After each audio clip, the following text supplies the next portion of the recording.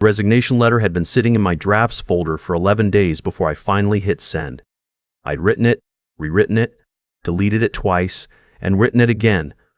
My wife found me at the kitchen table at 2 a.m. one Thursday, staring at the screen, and she didn't say anything. She just put a hand on my shoulder and went back to bed. She knew.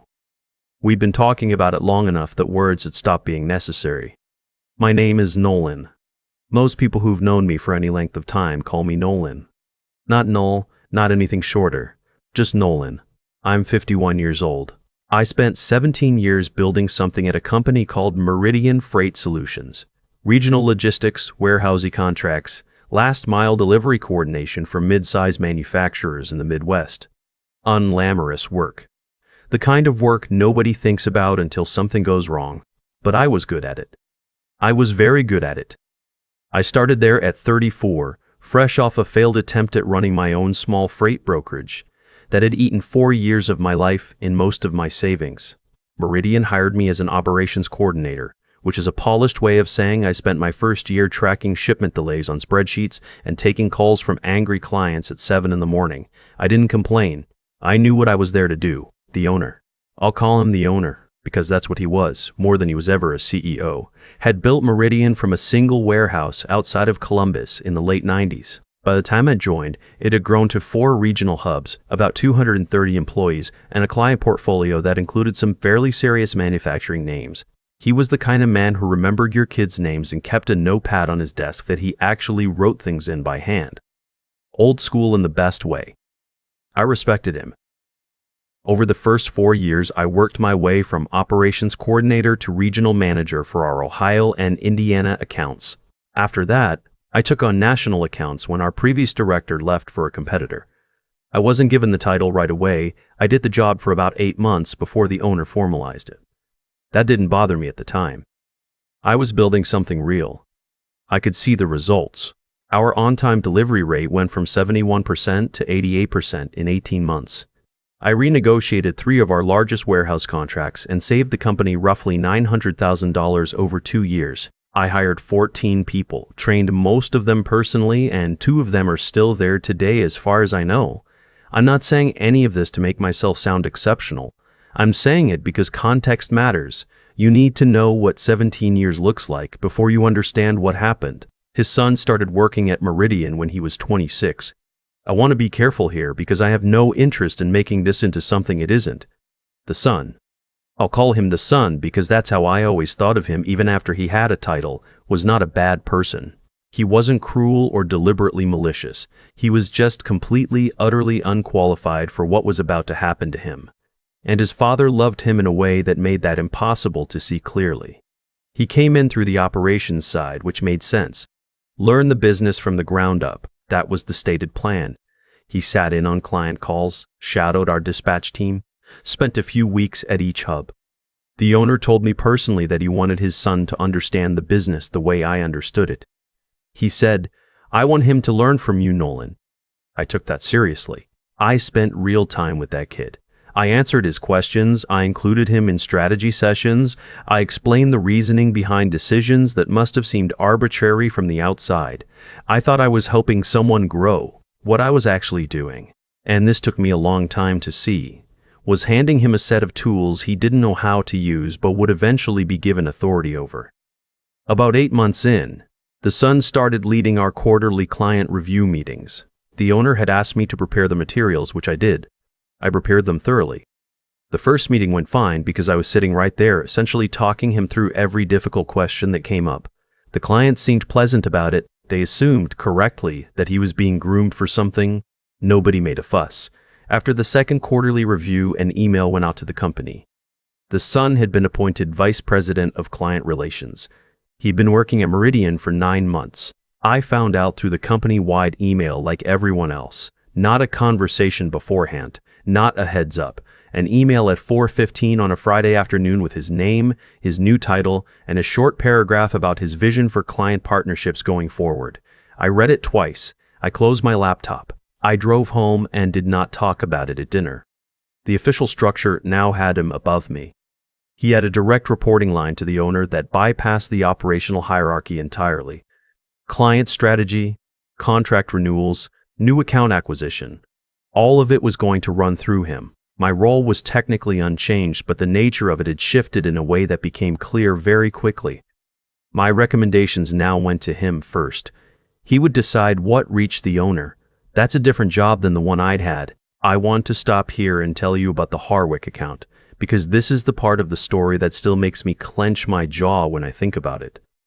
Harwick Manufacturing was our second largest client. They'd been with us for 6 years. I had personally managed that relationship for 4 of those years, knew their logistics director by name, knew the operational quirks of their distribution schedule, had pulled off 2 contract renewals that our competitors had tried hard to disrupt. In January of that year, Harwick's logistics director reached out to me directly. They were expanding into a 3rd production facility in Tennessee, and they wanted to talk about whether Meridian could scale to support it. This was potentially a 40% revenue increase on an already significant account. I put together a proposal. It took me 3 weeks. I coordinated with our Tennessee regional hub, worked out the capacity constraints, negotiated preliminary rates with 2 carrier partners, and drafted a presentation that I was genuinely proud of. The son sat in on the presentation meeting, which was fine. He was VP of Client Relations. That made sense. What happened afterward did not make sense. The follow-up correspondence with Harwick went through him. The revised proposal, which incorporated changes based on their feedback, changes I had outlined to him in detail, was sent under his signature. When the contract was signed 6 weeks later, the owner sent a company-wide message congratulating his son on securing the expanded Harwick partnership. I wasn't mentioned. A colleague who'd been with the company almost as long as I had stopped by my desk and said, quietly, "That was yours."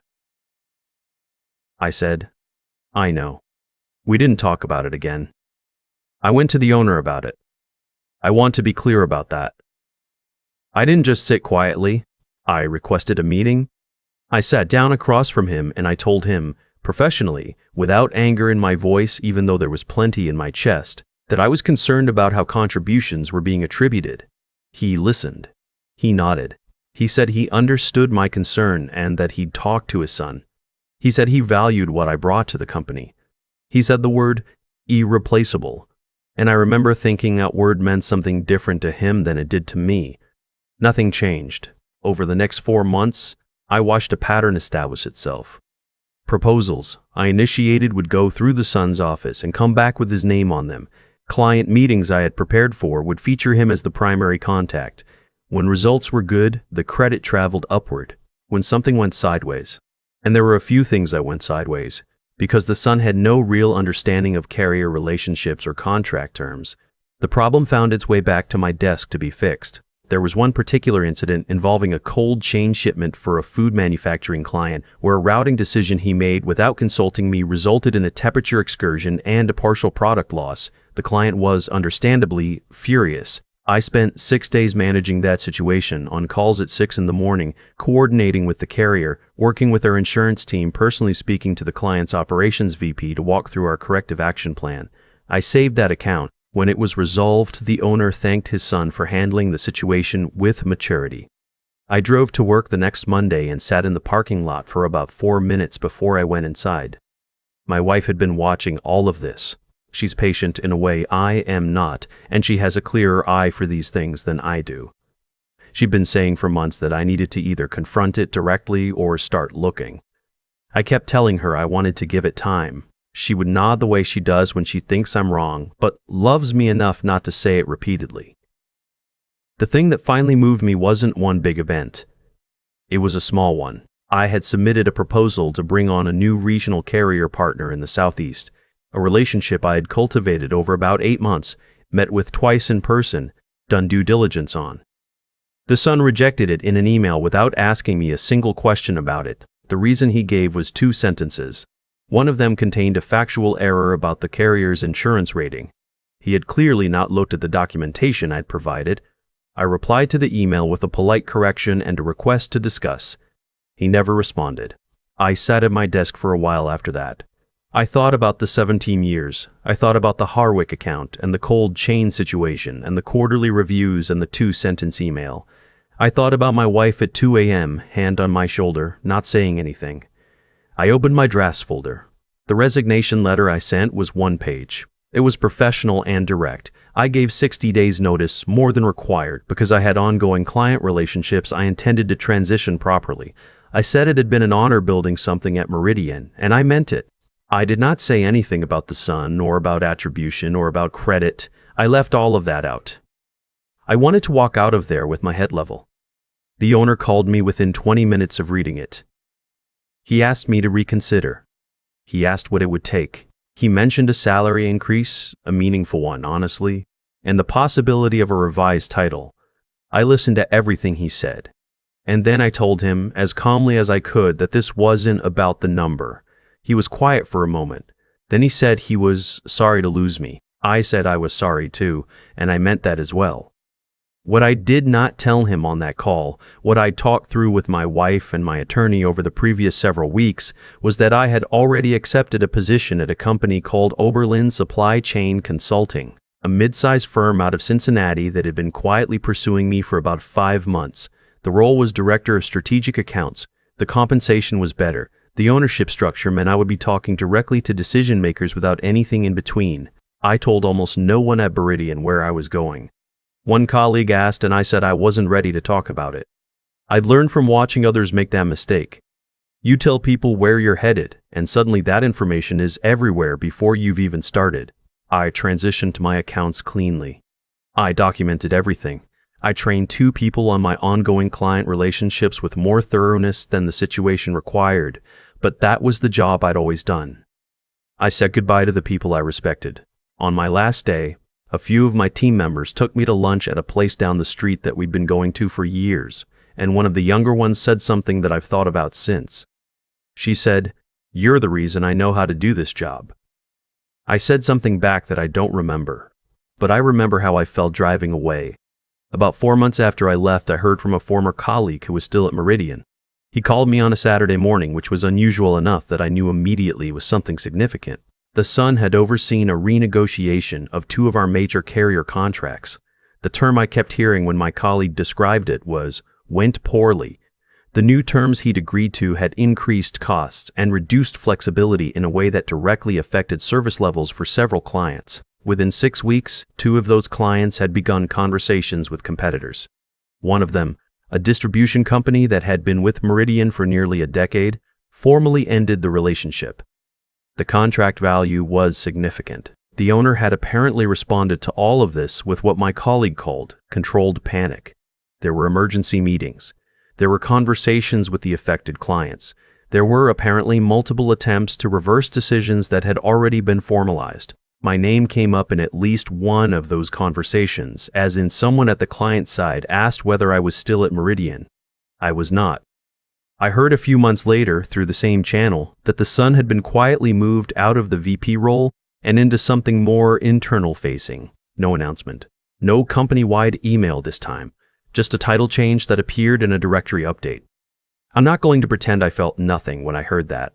I did feel something, but it wasn't satisfaction exactly. It was more like the exhausted relief of seeing a thing you already knew confirmed. I had known those contracts were being mishandled. I had watched it happening and had no standing left to stop it. What I felt most, honestly, was tired. Not the bad kind of tired. The kind you feel after you've been carrying something for a long time and you finally set it down. I've been at Oberlin for 14 months now.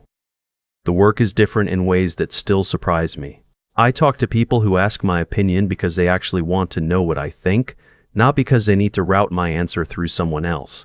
I brought 3 clients with me from my network. Not from Meridian, nothing that crossed any lines, just relationships I'd built over years that followed me because of the work itself. My wife says I seem like myself again. I didn't realize I hadn't been. I don't have a neat conclusion about the owner or his son. The owner loved his kid and wanted to give him something. I understand that impulse even when I can't excuse the execution. What I don't think he ever understood is that what he gave his son wasn't actually a gift. It was a position that required things his son didn't have yet, and the collision between that position and reality was always going to happen. I just happened to be standing in the way when it did. If you spent years being genuinely good at something, if you've built real results and real relationships and real institutional knowledge, that doesn't disappear when someone stops recognizing it. It goes with you. That's the thing I wish I'd understood sooner and more clearly. Your value doesn't live in a title or an org chart. It lives in what you actually know how to do. And when the place you're at stops being a place where that matters, there are other places. There always are. I still drive past the area near Meridian's main hub sometimes, when I'm coming back from a client in the north suburbs. I don't slow down. I don't feel anything complicated about it anymore.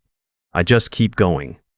I've thought about what I'd tell someone who's sitting where I was sitting, staring at a draft resignation letter at 2 a.m., wondering whether they're overreacting, whether they're being too proud, whether they should just take the raise and stay quiet. Here's what I know now that I didn't fully understand then. What happened to me at Meridian wasn't random.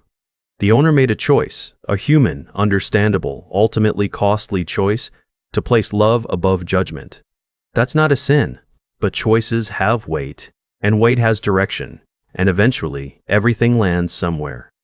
He handed his son a position built on someone else's 17 years of work, and when the foundation cracked, it cracked exactly the way anyone paying attention would have expected. Not because I wished it, not because the universe was evening a score, just because incompetence in a critical role produces predictable results. That's not karma in any mystical sense. That's just cause and effect moving at its own pace. What I had to figure out, and this took me longer than I'd like to admit, was the difference between staying out of loyalty and staying out of fear. For a while I told myself I was being patient, being professional, giving the situation room to correct itself. And some of that was true, but some of it was also that I was scared. Scared to give up 17 years, scared that what I'd built there was the only place it existed. That fear is worth naming because it's the thing that keeps a lot of people in situations that are slowly costing them something they can't get back. The son wasn't my enemy. I want to be clear about that even now.